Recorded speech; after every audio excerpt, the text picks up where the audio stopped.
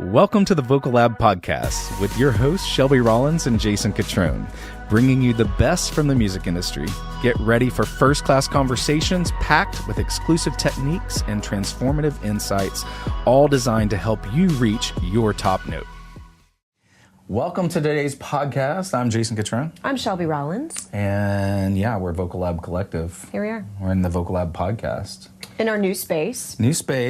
Yeah. And I like the evolution of podcast spaces. I don't know why did we, when we first started this thing, we thought it had to be like set and it was going to stay this way for 100 years. Yes. Why did we think that? I don't know, because we didn't know anything about podcasting, probably.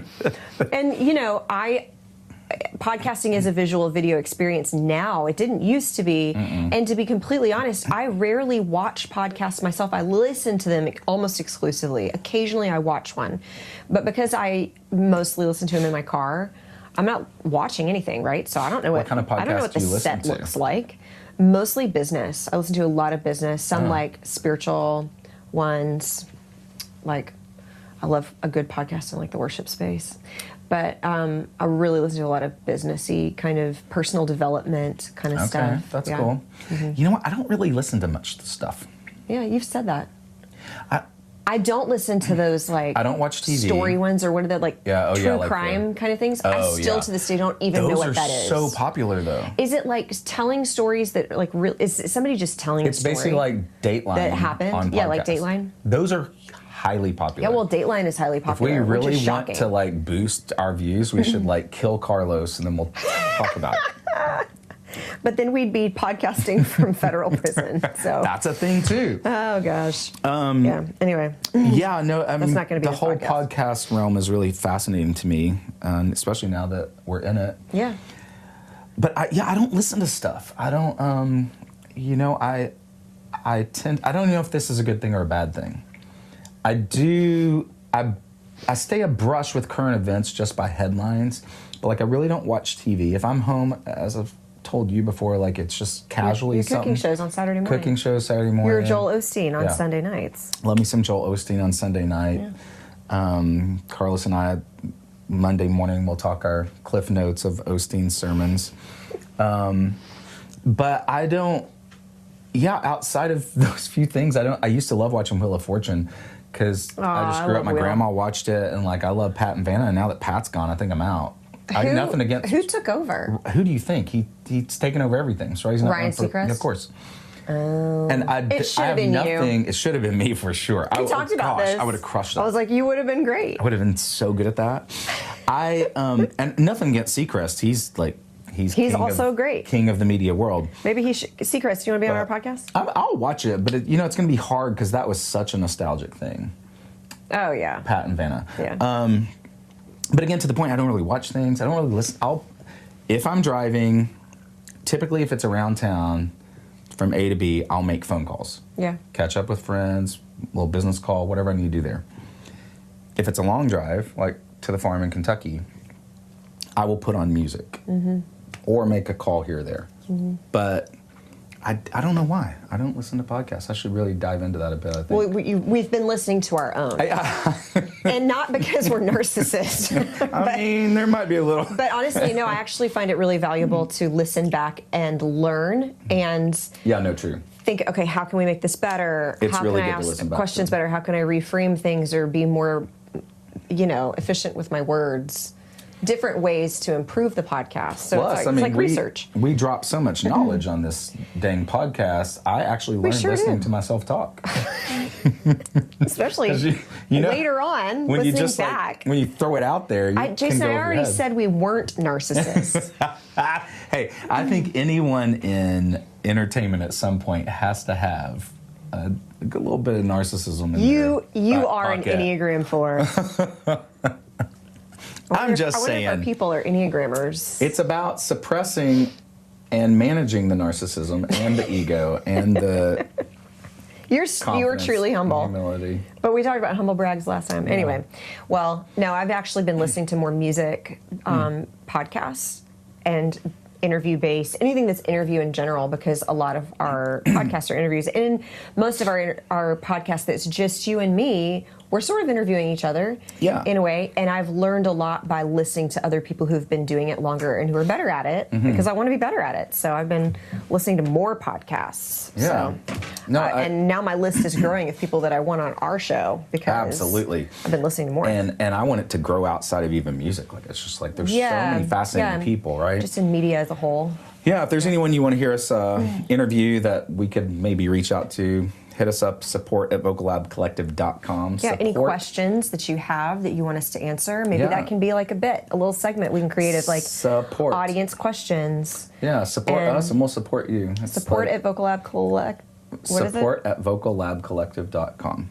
And if you would be so kind as to leave us a 5-star review, and why it's a 5-star review with words, that would be so appreciated on your podcasting platform of choice. Yeah. It helps us get our podcast out into the land of other listeners that are like yourself, which increases our ability to deliver great content. So yeah. And eventually, hopefully, pay for more stuff to happen. I think one thing we realized, Shelby and I realized real quick getting into this thing, it's expensive doing this. When you film it and you do all this stuff. If you want to do it really well. Yeah. It costs money. It's really kind of crazy. Yep. And that was eye-opening. That was. It's like there was all sorts of things we learned that we were like, it's probably good we committed before we knew some of these things. For sure. It also, I think it shows, it helps you give understanding of why they kind of falter after a time. Oh, yeah. Seems like a lot of people start them and then they just kind of fall off. And we really don't want to do that. We don't want that to be our trajectory here, but reviews, all that stuff. What are we talking about today? You know what? Today I thought we'd talk about fascinating topic in the realm of music these days. I have a little cough drop. Your mic is doing something funky. Oh, it looks like I have. I don't know if you want to keep this or edit it, but I need you to fix that. Pat that down. Why is it doing that? Well, I don't know, but I was scared it was going to affect your audio. So I just thought I should share. It's going to affect the audience. You can leave that in, or you can sweep it away on the cutting room floor. I don't care. Listen, better me than yours. That's all I'm saying. Yep. Okay, mine's still fine. Thanks for noticing that. Mic check. Testing 1, 2. What was I getting ready to tell the people? Well, we still don't know because we didn't get to that point. I interrupted you. We're talking about... Oh, what we're going to talk about? Yes. Oh, that's what we're talking about. That's kind of like the who's on third. Who's on first? Who's on first? Yep. Who's on third's way better.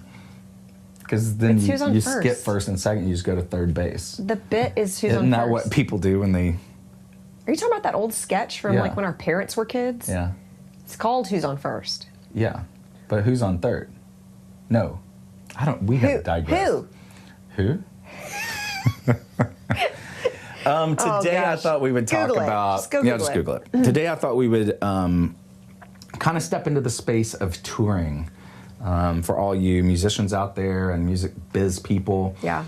You're on one side of the spectrum, especially if you have done any of it in any capacity. Touring has arguably become the main money generator for most artists. And we saw it start to happen, probably within the past 10 years. Yeah. A lot of stuff happened, and that's all been through the social media shifting of stuff. And, DSP world. People can't make money selling a record, really. Like, here's my $12 for my CD. Yeah. That used to be, the heyday. I can't imagine, being in the 80s and 70s, 80s, early 90s, when people were still buying physical product. Yeah. And, songwriters, too. They made so much money. Yeah. All that's shifted and changed so much that touring and branding, getting brand deals is why you see as soon as someone pops off, they're like, now it's an ad or a sponsored they're post. doing anything like that.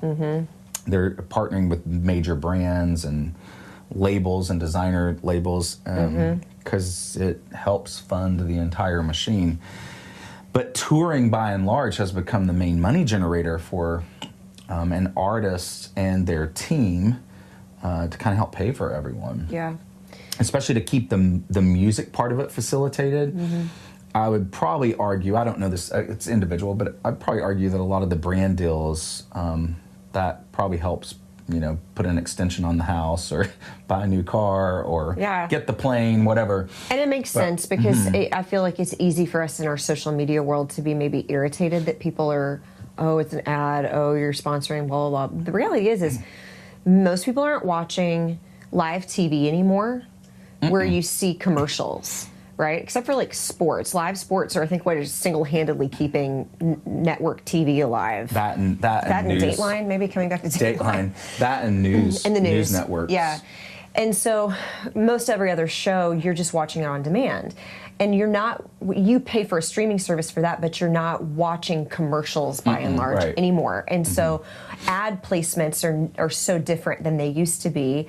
And a lot of that money now comes in the form of maybe your favorite artist promoting something or doing a collaboration or whatever. And in some ways, those are like, when you really think about it, maybe less obnoxious just because you're not watching a commercial for something that you'd never buy. You're watching an artist that you like promote a product that you might actually be interested in because they are also.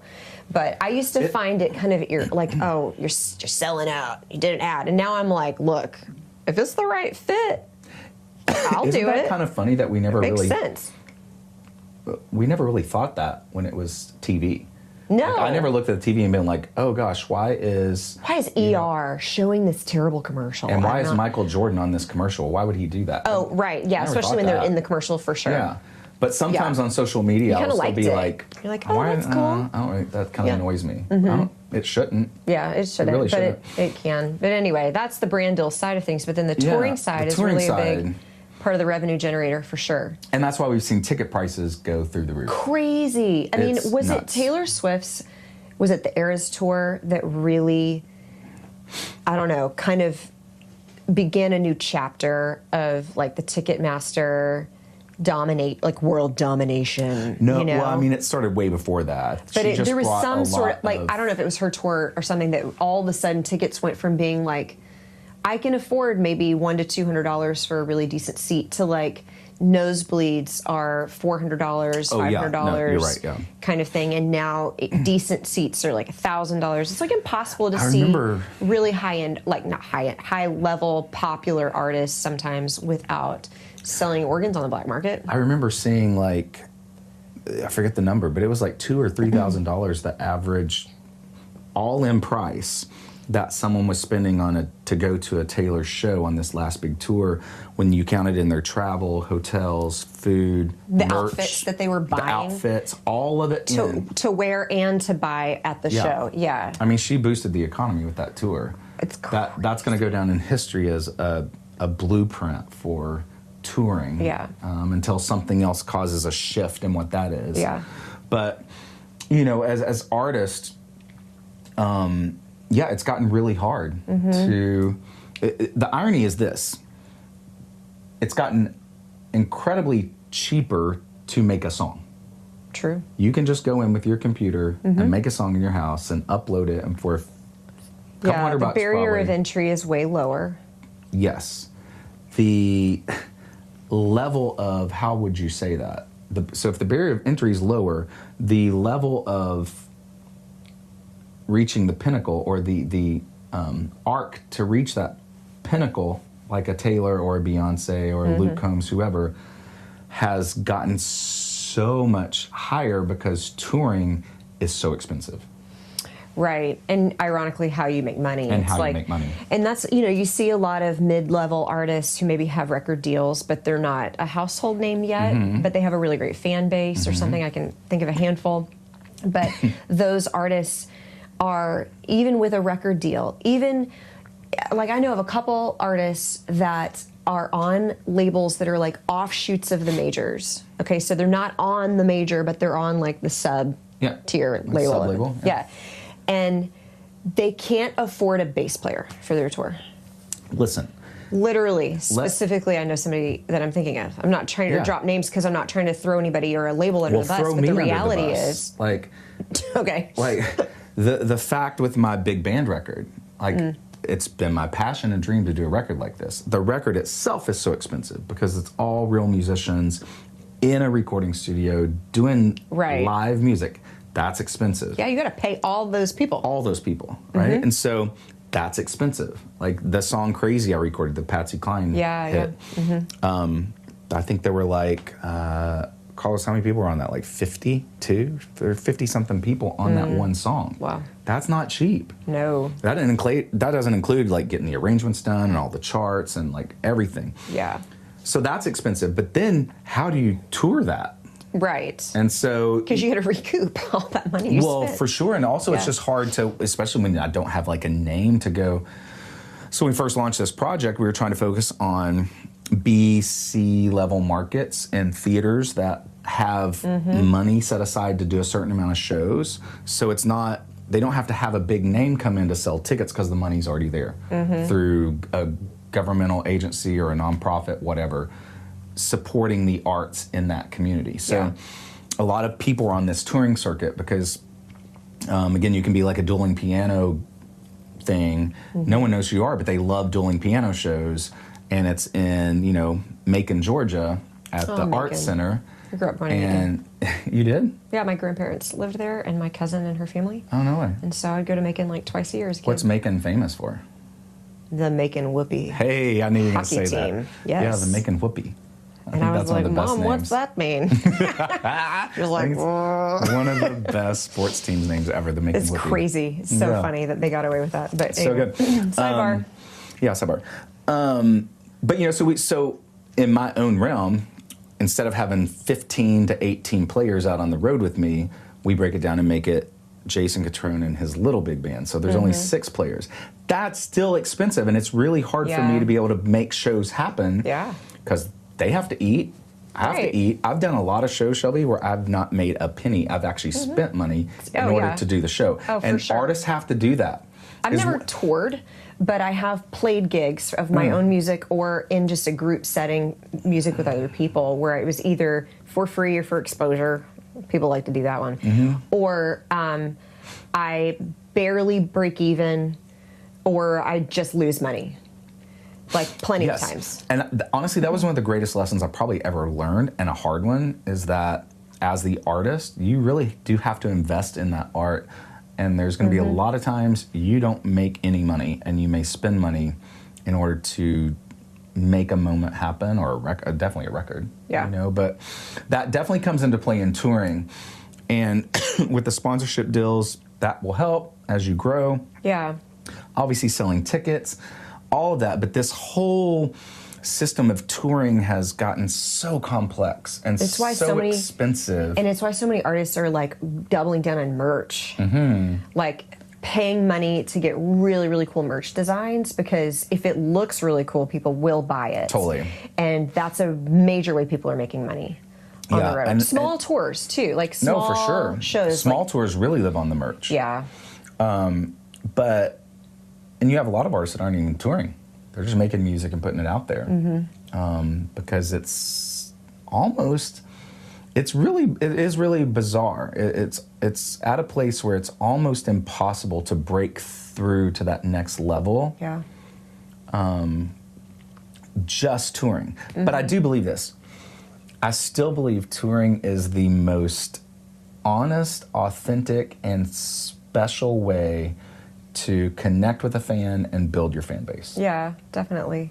Social media is the cheapest and easiest, but the live show, nothing can ever beat that. I love seeing live shows. Me too. I sure do. I just wish I had enough money to go to all the ones I want to. Yeah, but it's definitely a place where I spend money, like is live shows. Like I am one of those people who will go. I'm not necessarily a person who's going to buy a ton of merch, but I am somebody who will go to a lot of live shows if it's somebody. Honestly, what's crazy is we live in Nashville, and most of the artists who live in Nashville, like big names, especially in country, don't play in Nashville. True. They rarely play here. And so when they do, I like scoop up tickets if it's somebody I really want to see. Yeah, we'll or travel try to get free tickets. Somewhere nearby to go see a show. But it's funny that it's real common for artists to not play here. And which, I mean, we could talk about our theories behind that. But yeah. I think it's changed a good bit, though. Yeah. Right? I mean, 10 years ago, that was even more true than it is now. Agreed. As Nashville has grown, and we have a lot more venues now, we're getting a lot more of all the major tours coming through here. Because a lot of people travel here from out of town, Yes, so it might be yes. close. It might be a 4-hour drive or a 1-hour flight from somebody else, and they're like, "Oh, it's cool. I will go to Nashville and see a show." Well, and so people even do in that, the Nashville airport has grown so much in the past 10 years. Yeah. It's now become the hub of this little multi-state area outside of Atlanta. But, you know, like 10 years ago, Atlanta's the biggest of all, but 10 years ago, that was Cincinnati and Memphis. And so it's crazy to see how these things shift. Yeah. Also, this is fascinating, too. Do you know why Nashville is the touring capital of the world? It's For Music musicians, City. the touring capital of the world? Yeah, that's what it's known as, too. Meaning this is where all... Does that contradict what I just said? Well, They don't play no, here. let me, It's the touring capital of the world. No, let me... Never mind.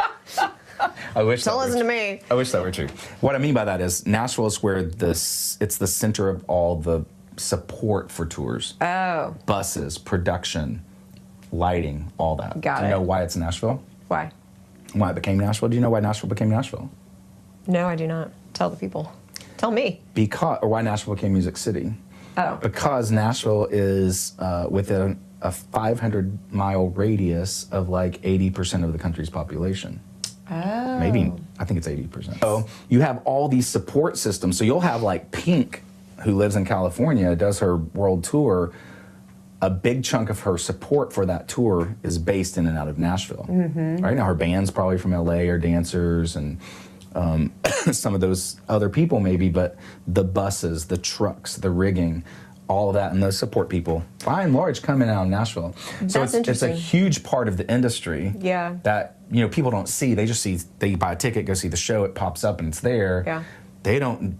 I mean, it takes hours to set up a tour like that. Sometimes days for Taylor Swift. They go on a week before. They'll have two like shows sometimes going at the same time. One set up, one's actually happened, then tear down. We were in Miami, my husband and our kids, we went to Miami and the Keys for spring break, this last spring break, 2024. And down the street from our hotel, the couple days that we stayed in Miami, down the street from our hotel, we walked past this every day. We were going to this other little area to eat. Off the top of my head, I don't really remember the name of the area, whatever, it's fine. There was this park, very large park, where they were setting up a massive, I guess it was a festival, and I ultimately learned that it was kind of like an EDM thing, and there was only one artist that I had ever heard of, and I don't right now even remember who that was, but they were huge artists that I'd never heard of. A lot of them were international, but it took like 3 or 4 days for them to set this whole thing up, and they still weren't done by the time we left, and you could tell they still had a ways to go. I mean, massive crews. The scaffolding and the way they constructed the stage was mind-blowing, and it just was such a visual reminder of, wow, this is expensive. Now, a show like that or a festival is drawing millions and millions of dollars through ticket sales, and in that world, because it's like it was an EDM thing, you get those festival goers are real serious. They drop some coin too. Yeah, and they'll come from everywhere, and it's Miami, super international, but I just was astounded at that. But coming back to simple tours and how artists who are either not at all on a label, right, totally independent, and then maybe artists who are on a label but it's a small label or indie label or something, can actually make this whole thing happen and make money off of it. It's a miracle. Yeah. It really is a miracle. What do you think they're doing? Well, I think it's independent upon, or it's individual to the act itself. Obviously it's cheaper for a comedian to become successful in the touring realm because it's typically just them and their car, and they're driving from Birmingham to Nashville to... Yeah. Or a speaker.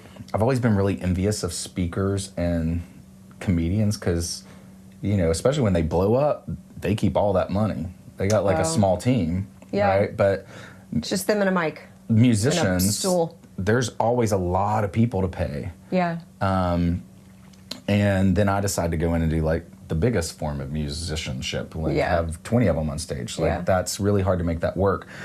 So it's very individual, but still by and large, it's the ones willing to just get in the car and go. Yeah. Right? You got to spend some time doing that. You got to find the venues that match where you're at. You do. And venues that are really like your size, and you have to be honest about that. And that's still where the major labels and, the big gorilla in this touring room, which is Live Nation. We're gonna do a special on that with an attorney. I really want to dive deep into the new Department of Justice suit that's going to be happening with Live Nation. Try to break that up. That is so crazy. Yeah. Yeah. So we need an expert to kind of really dive into that on another podcast, which we'll teaser. do. But excuse me, with this little cough today. But that's where they can still, because they own all the venues, they can give you support. And, it's a big, and that's at all levels. So you can be a beginning band, and they're going to put you in 100 to 200 cap rooms, right, for 20 cities, and come back next year or 6-8 months later, and we'll go to 500 cap rooms. And they start to build this thing. Yeah. They control that entire narrative. So if you get into that realm, you can really make it work easier. Plus, they themselves are a big bank account now. So just like labels, they can give, and they're doing this for everyone. It was a big deal when Bieber canceled his last tour because he was just at the point of recouping the millions of dollars that Live Nation had given. I think it was AIG. It was one of the big AEG, AIG, AEG. I always get that confused. One's insurance and one's the entertainment company. But, AEG is the insurance. Yeah. Is it?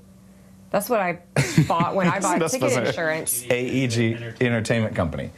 Which is not the insurance thing? No, that's AIG. I can see it's got the little lion. Gosh, I always get that confused. It's like tomato. Sure. But, these companies, so you're about to say, what about Bieber? Well, he got a huge flux of money to make the tour happen. I mean, they'll invest tens of millions, hundreds of millions of dollars to make these tours happen. That's what happened with Michael Jackson, right? He had signed that huge deal with AEG, I think it was at the time, to do his comeback tour, and then he died. Yeah. And so there was a lot of money lost on that because they are hedging their bets that this is going to be a huge successful tour. Yeah. So it was a big deal when Bieber canceled his tour because I think he was right at the end of recouping all that. And at least the story on the street is that that's also why he sold his catalog at the back end to get this bigger influx of money.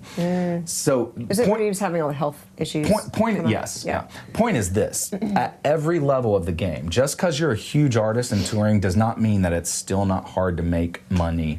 We've heard all about Taylor's tour. And how much money she's made. Right. That is such a one-time anomaly to be the biggest tour on the planet. Yeah. And will go down as one of the biggest tours in history. Yeah. That's one thing, one artist. I didn't go. Yeah, so... I didn't go. It didn't have to work out that way. No. It could have gone the other way for her too. Even recently, J-Lo canceled her tour. That was a big deal. Yes. The fact that J-Lo couldn't sell out an arena anymore. That's the story on the street. Right. We're delivering the news. We're just street workers over here. We're just street talkers. Don't I shouldn't say shoot street the workers. Street workers sounds a little shady. Yeah. Don't shoot the messenger. I think that's derogatory too. People who make money. Oh, maybe I guess street worker. I'm thinking street walker. That's shady. Yeah. Oh, yeah. Anyway, I digress. Yeah, we did. But the point is like the word on the street. At all levels of the game, it's really hard to make these tours happen because they're so expensive. So when you are, Adele, and you've got 200-300 people out on the road with you and 50 trucks, and I don't know how big her tour was, but there has to be a certain amount of tickets sold every night. Sure, yeah. And merch sales and all of that. So it's easy for us to sit here or to go to a show and be like, wow, they're just making so much money. And we see their lifestyles. That doesn't always, like, 1 + 1 = 2. Yeah, it's not the math that you think. It's not. And a lot of artists are just living on debt. That was Michael Jackson. The recent story, too, just came out that apparently he was like $200 million in debt when he died. Really? I haven't heard that. But he was spending his heyday like, gosh, I should have these numbers in front of me. Well, and they're he was spending notorious. So much money every day, right? Well, yes, Shopping that's the thing. Artists are notorious, so are athletes, at being terrible at money management. And why? And letting people take advantage of them. Well, yeah, and there's such a lack of knowledge, and a lot of times they end up coming into this massive windfall of money without any kind of understanding about how to handle money, who to trust with your money. Actually, a lot of the Whitney movie is about that.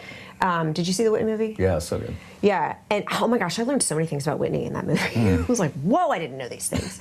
But that was actually one of the things that I had not really known, partly because when I was growing up listening to her, I was a kid, and I'm listening to an artist. I don't know about the gory details that I learned about more as an adult. But anyway, that was a huge part of the burden and the stress on her life that fueled her drug addiction, essentially.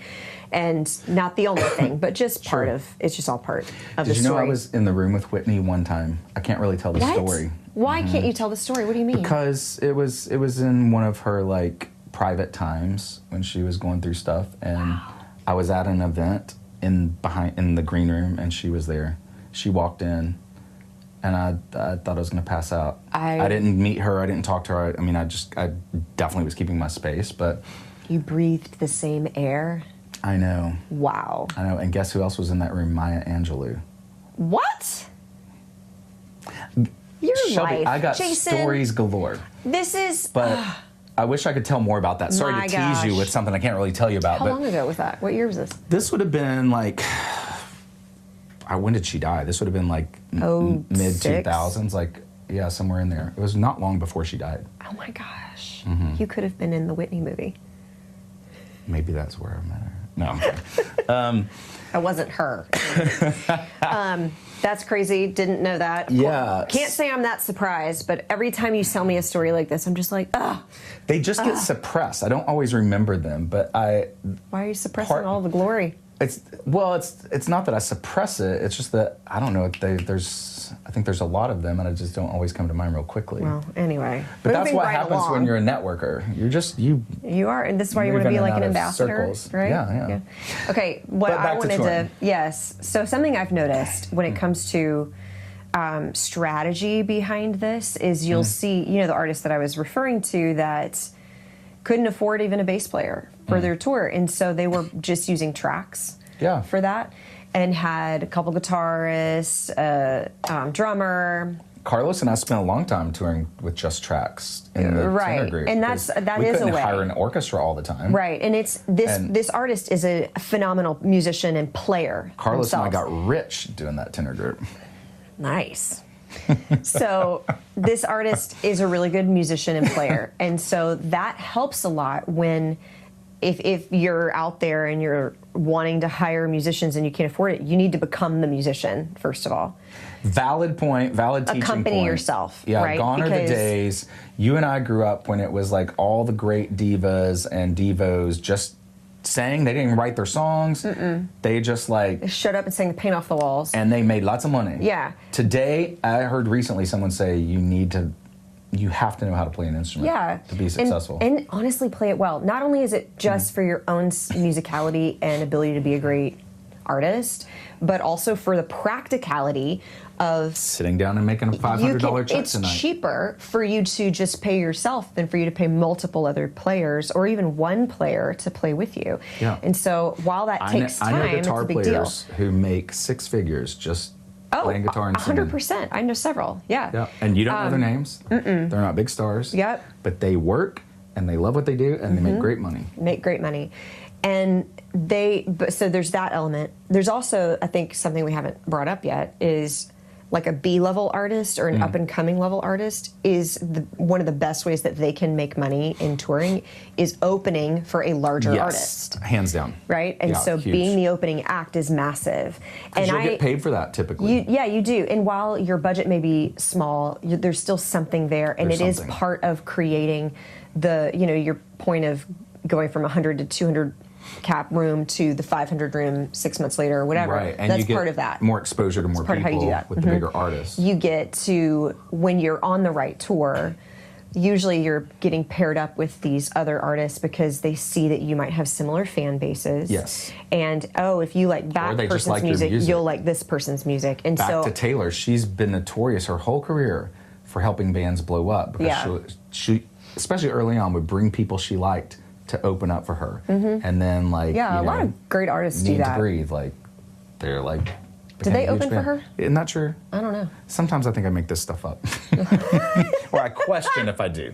I question if I do. Don't admit that. People will not listen to us anymore. It sounds like it's right. Yeah, I think it was Need to Breathe. Or was it down here? 2011 Arena Tour, Need to Breathe was a surprise. Bingo. To open for Swift. Wow. Knew it. She loved their music. She did the same thing for the Civil Wars. Great band. Really? Great band. There's a great touring story, right? Joy Williams, John Paul White, right? Was an amazing band. Yeah, they started selling records out of the back of a car. They would do 100 cap rooms, sell that out, promote that it was sold out, come back again to like 250. They started to blow this thing up. An independent band doing their own thing in Nashville, right? And they were another one that had some Taylor favor. Taylor just loved what they were doing and did a song with them and talked about them on her tours and stuff. I think they opened for some shows here and there, but huge things can happen when you have a bigger artist fall in love with what you do for sure, or open up for a bigger artist. Because it puts you in bigger rooms, in bigger stages. You're also getting to increase your fan base that way, right? Those people are going to unexpectedly fall in love with you and buy your merch that you were not banking on. Because you can get your own fans to show up for those shows, but we really need to increase the fan base, right? Totally. And something that's also interesting, though, is when you go to, it really doesn't matter how big or little the show or the venue is. I see this every time. When the smaller band or artist opens up for the larger artists, they also have different like sound crews, right? So whoever's doing their live sound mixing, either a different board altogether or same board, different sound engineer, and you can hear the difference of when you're getting either the venue to run your sound or you have your own sound guy. Yeah, no, we've run into that. And the quality of your sound guy, right? Or you'll listen to an artist open for a bigger band and the big band has not only a bigger sound, like it fills the space more, you're like, oh, this is what the concert's supposed to sound like, but it's all auto-tuned, whereas the opener's not at all. Intentional. Yeah, it is. Yeah. And it just sort of sees, oh, this is what the majors buy you, or what the, and there's nothing wrong with this, but it's just how the system is. But and I'm not naysaying the lesser quality level of what it is. It's just the reality that you get what you get, and you don't have to not tour just because you don't have the financial backing for it to be what you wanted in your head. Right? Yeah. Like it can grow. Were we talking about this today where we were like talking about our set and how our set has evolved and we're like, why did we think that it had to be like the final product from the very first episode? Because like, of course it can evolve. I don't know what we're thinking, but we ultimately did have to just start where we could, right? And then it's already started to evolve a little bit. And that's what any touring artist It's what any industry is, right? Any industry, you're right. Yeah, it's kind of like start to wind this thing down. I think one of the main points here for you guys out there listening is really dream big, but know what that big picture is going to look like. And what I mean by that is this.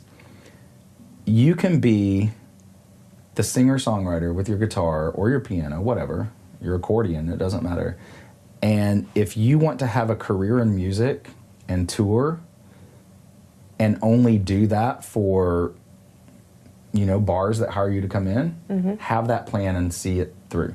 Yeah. If you want to be a mid-level and do, like I said, like a lot that I've done, like those B and C markets in theaters, go do that.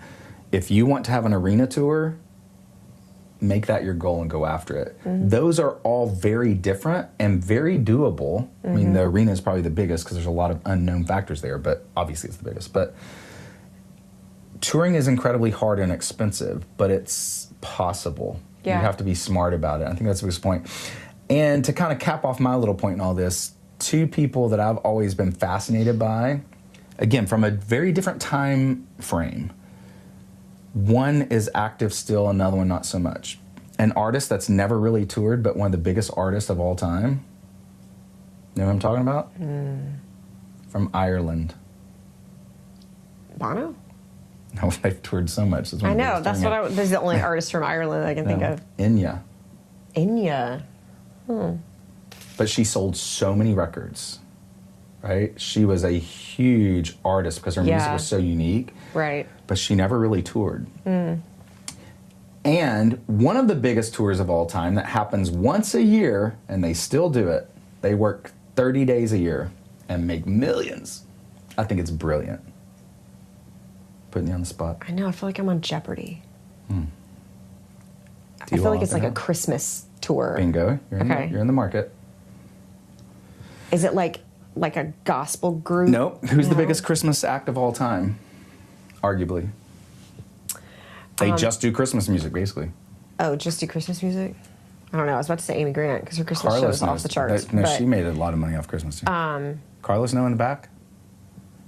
Oh, I've stumped you both. This is fantastic. Yeah. Mannheim Steamroller. Oh, my mom would have gotten this right. And in fact, when she listens to this... And there's another one. Who? Trans-Siberian Orchestra, yeah, too. Totally. When my mom listens to this episode, she's going to text me and she's going to be like, I did know who he was talking about. Yeah. Thank you very much. Very fascinating. My mom loves Mannheim They do arenas, and they only tour at Christmas. I didn't even know How brilliant that they is toured. that? I didn't even know. I would take that gig, wouldn't you? Yeah, right? Work 1 month a year and make millions? Let's Sure. go. Sure. Let's go. I'd go to the show, too. Yeah, I've never seen them. That's good. Yeah. Well, But you have to start, like, even you're talking about the arenas. And then make it out your goal, and then, but you got to start with like playing what I did in New York City, which was I called up a venue and I said, "Can I play at this venue?" And they offered me a janky time slot, and I said, "Okay." And I asked my friends to come. And the way I made money, well, I mean, I didn't, but the way I would have made money is how many drinks my friends got. Like it was like a 2-drink minimum to sit at the table to watch a show, and if they drank more, which they weren't, like. They weren't heavy drinkers. Well, it was really half and half. It was a mixed crowd. But anyway, it was very difficult. My point in saying is it was hard to make money, but it was easy for me to leave my apartment in Queens and take the E train down to the, Lower East Side and go play a show. And I accompanied myself, right? So I played my guitar, my little songs that I played, in these bars. And, that if I didn't have the presence of mind to do this, but I could have made a little mini tour in New York City, you know what I mean, and promoted it on my MySpace page. Okay, yeah, look at you. Or to Jersey or to the outer boroughs, and just like thread the needle through all these things and make a thing out of it, and then talk about it, and then all of a sudden. You have a tour, right? It doesn't have to. I feel like going on tour is even in its own right a vague, mysterious concept of like, oh my gosh, that seems like a big deal. No. You don't need a manager.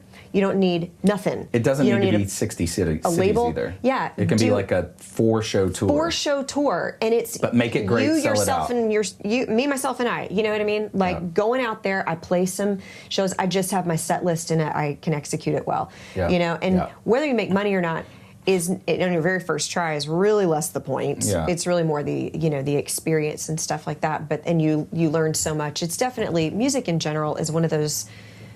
worlds where you learn on the job. There's no job training. No, it's learn as you don't go through training. You just start and you figure it out as you go along. Yeah, totally. Still we are. Yeah. Here we're talking about this, we are.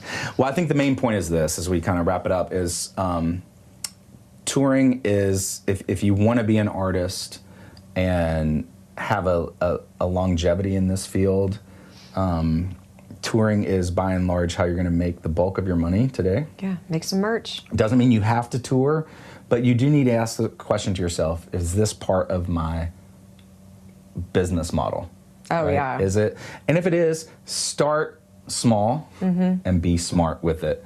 Because it's going to, even if you make $100 on this tour, it's $100 more than you had, and you can build from there. So, we could keep talking about this topic for days and days. And we probably will, with other people who come on. And artists. We definitely will. When artists come in and talk about their experience in touring. Yeah. Well, this has been great. I think we should probably, I should probably go to the bathroom. I've been drinking water. How do pilots do that? Have you ever thought about that? Well, that's why there's 2 of them, right? Oh, they do get up and go to the bathroom. You're right. I don't think they have catheters up there in the cockpit. No. I think they just take turns. Yeah, you're right. Okay. This is why I That don't was fly a dumb planes. question. Why did that go through my mind? I don't That was know. really dumb. I see them go to the bathroom. Do you? Well, yeah. Well, I don't watch them go to the bathroom. They like, Definitely that's sounds- weird. I like, yeah, from first class you can see Well, that. you That's- do ride Why do you first think class, people want to fly up there? Like exclusively. Yeah, that's my game. That's part of your And brand. Martini, yeah, it's part of your my brand. Shtick. Wow, Oh well, this has been fun. that's a fun ending. Take a world tour around the block and come back and do this again, Shelby. Land the plane. Let's land the Yep. plane. Let's land the All plane. right. Hey, thanks for joining us today on the Vocal Lab podcast. Until next time, I'm Jason Catrone, I'm Shelby Rollins. and we'll see you soon. Thanks for tuning in to the Vocal Lab podcast. Ready to join the top ranks of the music industry? Don't forget to follow and subscribe for more first-class conversations that make the extraordinary your new ordinary. Until next time, keep striving for your top note.